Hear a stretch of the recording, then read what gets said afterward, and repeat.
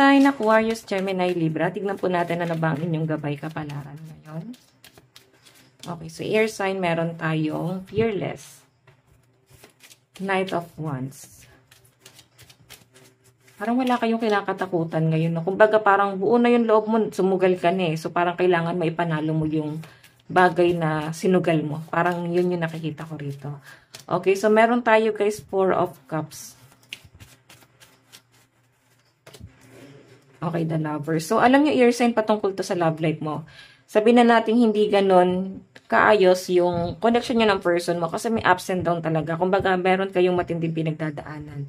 Ayan, yung the tower natin guys, yung bottom of the deck nyo guys, naka-reverse po siya. So, I think, meron dito guys, parang pilit na inaayos yung relationship.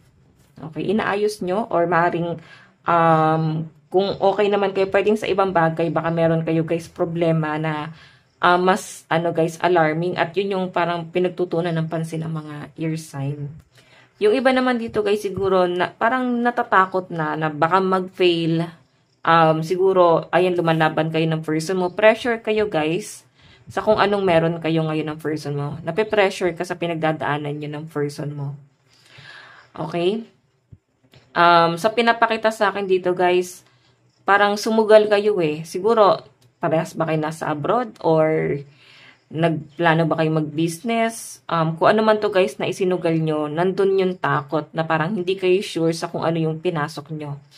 Yung iba naman dito guys, pwedeng sa relationship talaga, pwedeng sa connection nyo mismo ng person mo, pwedeng may conflict dito, pero pinilit siya guys ilaban. So, yun nga siguro guys yung nagiging problema dito. Kasi parang nandito na kayo eh, sumugal na kayo. Pinasok nyo na to, so parang natatakot na siguro na may matalo. Okay? So, tingnan natin guys. Additional message.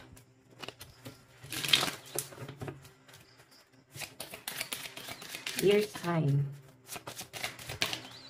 So, meron tayong 2 of Swords. Ayan, may mga naguguluhan. Pwedeng hindi kayo guys siguro makapag-decide ngayon. Okay? Kung meron kang plano na umalis ngayon, baka may lalakarin ka. Baka hindi ka siguro guys makapag-isip dito. Okay. Alam nyo guys, kaya nyo naman daw guys umalis no, sa sitwasyon mo. Kung sa relationship to guys, sa pinapakita sa akin, hindi ka na guys ganun ka-attach doon sa person. Okay. Hindi naman siya guys controlling. Siguro pressure lang din talaga kayo dahil sa ibang tao. Page of Cups, ayan. May iba kayo guys iniisip. Pwedeng hindi ito yung person mo. Siguro yung mga taong nasa paligid nyo. Nape-pressure kayo dahil sa pinagdadaanan nyo ngayon. Okay, so tignan natin guys, pagdating sa love life mo. Pagdating sa love life.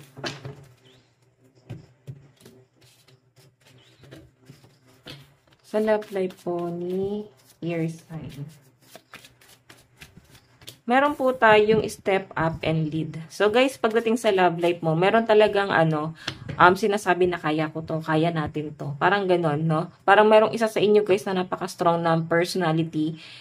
Yung isa kasi guys, maaaring na panghihinaan ng loob, siguro naawa or iniisip siguro kung kaya ba talaga natin. Parang yung isa rito guys, yung parang nagiging lakas. Okay, kailangan siguro air sign kung meron kayong pinagdadaanan ng person mo. Parang kailangan balanse kayo. Kumbaga, dapat malakas ka sa ibang bagay, yung person mo ganon din. Okay?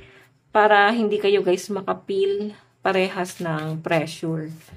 Tingnan natin guys, pagdating naman po sa inyong okay, so pagdating naman sa inyong kaperahan, meron tayong reflect on your priority. So, yung iba sa inyo guys talagang, yung pera mo guys ay nakatuon lang talaga sa mga priority mo sa buhay. Okay, sa family, sa mga anak, ayan, sa mga bills. So, doon lang talaga guys napupunta yung daloy ng pera nyo. So, tignan pa natin pagdating sa trabaho. Meron po tayong let your fears dissolve. Okay, actually guys, siguro kung nag-a-apply kayo ng trabaho, may mga kinakabahan dito. Kinakabahan kayo sa interview or baka kasi guys may plano na baka lumipat ka talaga guys ng trabaho. May pressure guys eh, baka kung wala naman kayo guys trabaho, baka defense, ayan, mga nag-OJT no, may defense kayo ngayon sa thesis nyo.